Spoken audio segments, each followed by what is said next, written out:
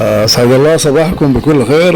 طبعا هذه القصيدة قديمة، تذكرتها وأنا أشرب فنجان القهوة. هذا كنت رحل إلى بلاد الهنود من دبي، من مطار دبي.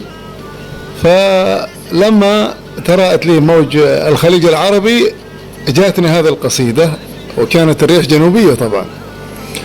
قلت فيها: من شاطئ دبي المزيون رفعت شراعي،